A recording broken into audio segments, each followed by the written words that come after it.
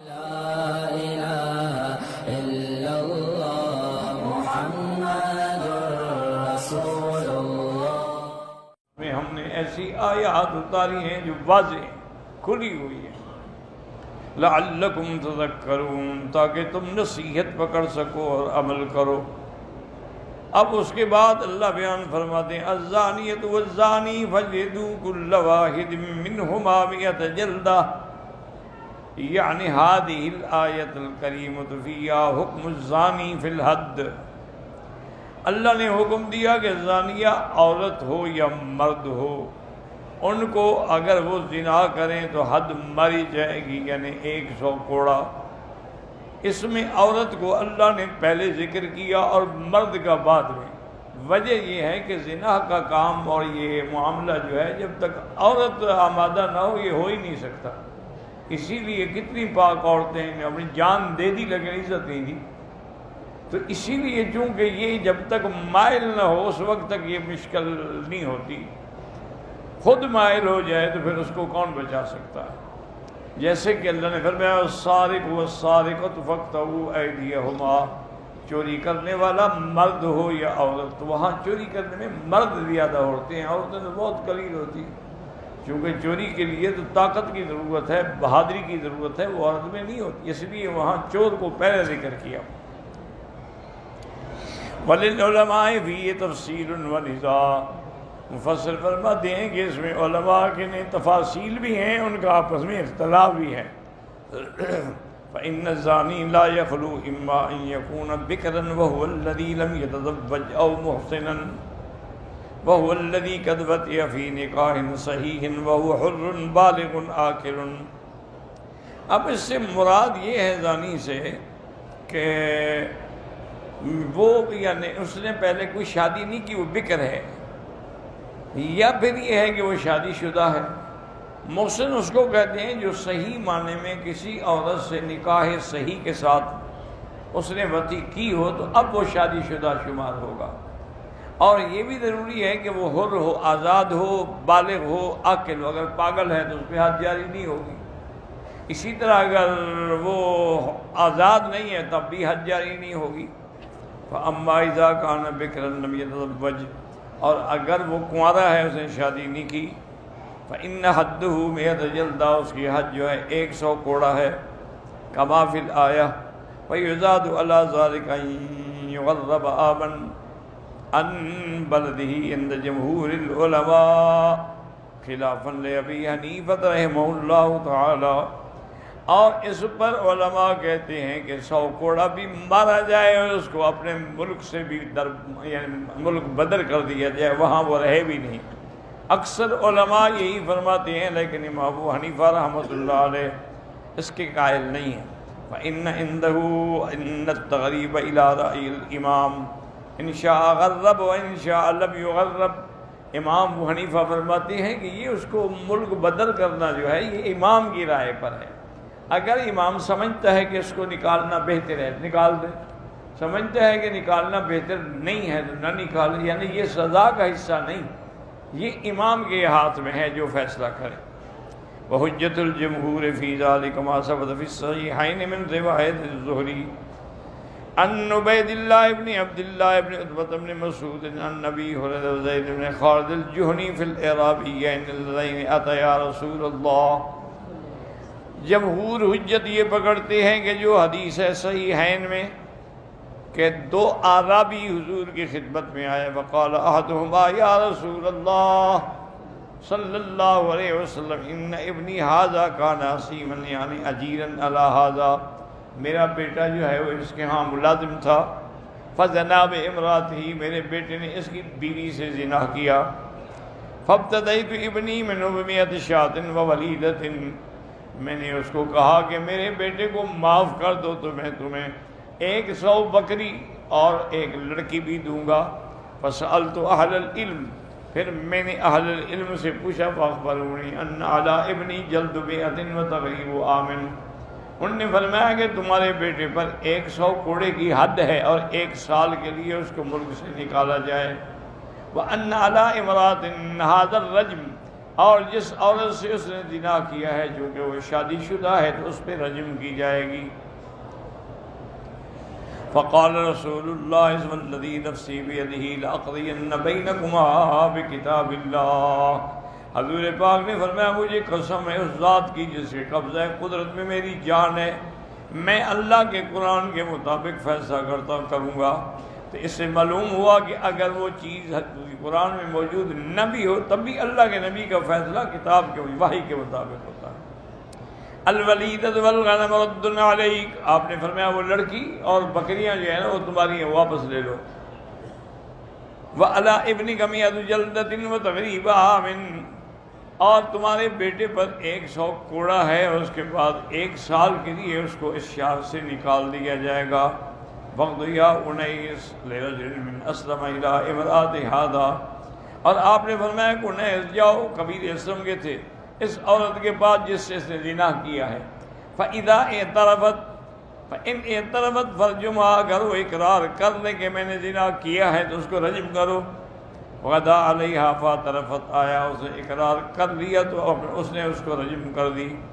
وفی ھذا دلالۃ علی تغریب الزانی مع جلد 100 اذا کان بکرا لم یتزوج، اس میں دلیل ہے کہ اگر وہ کنوارا ہے شادی شدہ نہیں ہے تو اس کو 100 کوڑے بھی لگیں گے، 1 سال کے لیے اس کو شہر سے بھی نکالا جائے گا۔ فاما اذا کان محسنا وهو الذي قد وطئ في نکاح صحیح وحر بالغ عاقل فانه يرجم، اور اگر وہ شادی شدہ ہے، اس نے صحیح نکاح کے ساتھ یعنی اپنی بیوی سے ملاقات کی، معنی یہ ہے کہ کسی سے زنا کیا ہو تو وہ شادی شدہ شمار نہیں ہوگا شرعاً، اور وہ حر بھی ہو بالغ بھی ہو عاقل ہو تو اس کو رجم کیا جائے گا۔ کما قال الامام مالک حدثنی محمد بن شہاب قال اخبرنا عبید اللہ بن عبد اللہ بن عتبۃ بن مسعود ان ابن عباس اخبرہ ان عمر رضی اللہ تعالی عنہ قام فحمد اللہ واثنى علیہ، ان نے روایت کی ہے کہ حضرت عمر رضی اللہ تعالی عنہ کھڑے ہوئے، انہوں نے خطبہ پڑھا، اللہ کا حمد بیان کیا، اللہ کی ثنا بیان کی۔ ثم قال اما بعد ایھا الناس فإن اللہ تعالی بعث محمد صلی اللہ علیہ وسلم بالحق، اس کے بعد فرمایا کہ اللہ نے حضور پاک کو حق کے ساتھ بھیجا ہے۔ وانزل علیہ الکتاب وکان فیما انزل علیہ آیۃ الرجم، اور اللہ نے حضور پہ قرآن اتارا ہے اور اس میں آیت الرجم تھی، ہم نے خود پڑھی تھی۔ فقرأناها ووعیناها، ہم نے پڑھا بھی، اس کو یاد بھی کیا تھا۔ ورجم رسول اللہ صلی اللہ علیہ وسلم، حضور نے رجم کی۔ ورجمنا بعدہ، آپ کے بعد ہم نے بھی رجم کا حکم دیا۔ فاخشى ان يطول بالناس زمان ان يقول قائل لا نجد آیۃ الرجم فی کتاب اللہ فیضلوا بترک فریضۃ قد انزلها اللہ، فرمایا کہ مجھے خطرہ ہے کہ جوں جوں ہم زمانہ دور ہو جائے گا حضور پاک سے تو کوئی کہنے والا کہے گا بھی قرآن میں تو آیت رجم ہے ہی نہیں، تو وہ خود بھی گمراہ ہوں گے اور اللہ کے اس فریضے کو کا انکار کریں گے۔ فالرجم فی کتاب اللہ حق علی من زنا اذا احسن من الرجال من النساء، رجم اللہ کے قرآن میں ثابت ہے، اگر مرد ہے یا عورت شادی شدہ تو اس کو رجم ہوگی۔ اذا قامت البینۃ والحبل والاعتراف، یا تو گواہ ہوں وہ گواہی دیں کہ انہوں نے زنا کیا ہے، یا عورت کا حمل ہو گیا، حمل ظاہر ہو گیا، یا خود اس نے اقرار کر لیا کہ میں نے زنا کیا ہے تو رجم ہوگی۔ اخرجہ فی الصحیحین من حدیث مالک مطولا وهذه قطعۃ منه فیہا مقصودنا ها هنا۔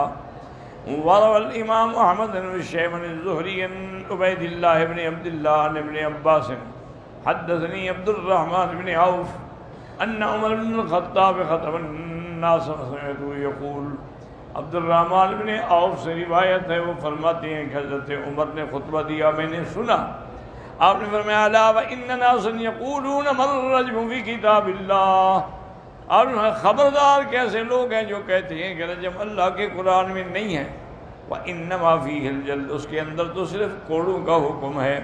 وقد رجم رسول اللہ صلی اللہ علیہ وسلم بعدہ، اللہ کے بندے جب حضور نے رجم کیا ہم نے بھی رجم کیا تو اللہ کے حکم کے خلاف تو نہیں کرتا اللہ کا نبی. ولولا ان يقول قائل او يتكلم متكلم ان عمر زاد في كتاب الله ما ليس منه لاثبتها كما نزلت. حضرت عمر نے فرمایا کہ مجھے ڈر لگتا ہے کہ لوگ یہ نہ کہیں کہ حضرت عمر نے قرآن میں آیت بڑھا دی، ورنہ وہ میں آیت رجم جو ہے وہ قرآن میں لکھ دیتا. فقال انا لا نجد من الرجم بدا فانه حد من حدود الله. رجم کے سوا چارہ بھی کوئی نہیں چونکہ یہ حد ہے اللہ کے حدود میں سے.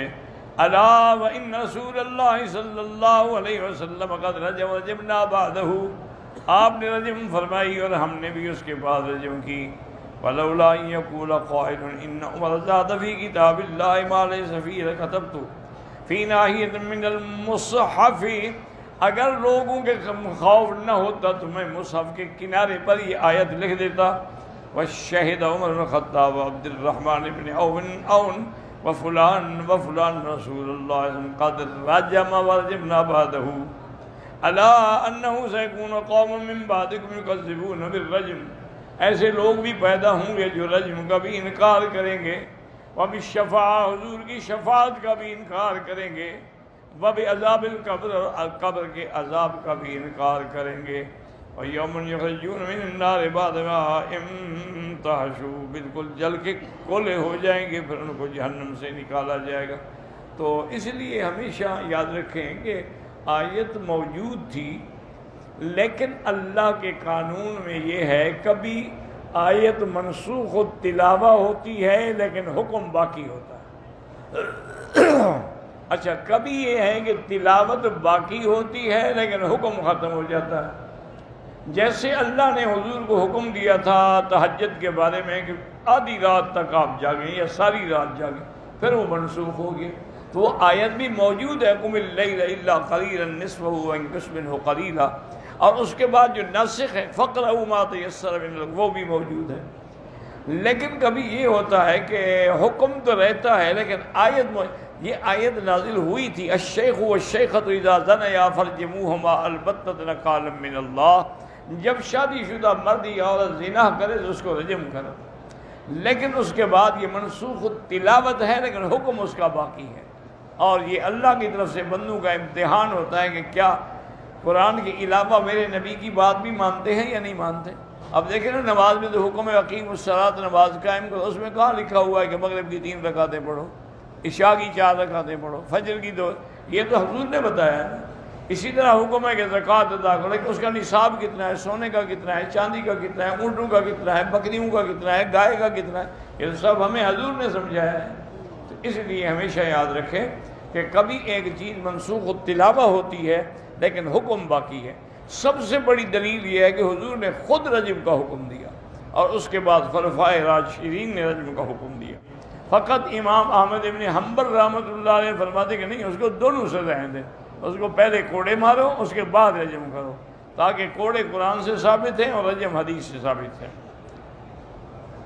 کما روى عن امیر المؤمنین علی بن ابی طالب رضی اللہ عنہ انه لما اتى بسراجة وقال قد زنت وهي محسنہ، اس نے زنا کیا تھا. فجلدها يوم الخميس، خمیس کے دن اس کو کوڑے مارے. ورجمها يوم الجمعة، اور جمعہ کے دن پھر اس کو رجم کر دیا. فقال جلدتها بكتاب الله، میں نے اس کو کوڑے تو قرآن کے حکم سے مارے ہیں. ورجمتها بسنت رسول اللہ صلی اللہ علیہ وسلم، اور میں نے رجم اس کو حضور کی سنت کے مطابق کیا ہے. وقد روى الامام احمد واهل السنن الاربعة مسلم حدیث قتادہ عن الحسن عن حتان بن عبد الله الرقاشي عن واد بن الصامت قال خذوا عني قد جعل الله لهن سبيلا. آپ نے فرمایا یاد رکھ لو اے حکام، اللہ نے راستہ پیدا کر دیا. البکر بالبکر، اگر تمہارا لڑکا کوئی لڑکی دونوں کو ایک 100 کوڑا مارا جائے گا، 1 سال کے نکالا جائے گا. والصیب بالصیب جلد 100 ورجم، اور اگر شادی شدہ ہیں تو ان کو کوڑے بھی مارے جائیں گے اور اس کے بعد ان کو رجم جو ہے رجم بھی کیا جائے گا. واللہ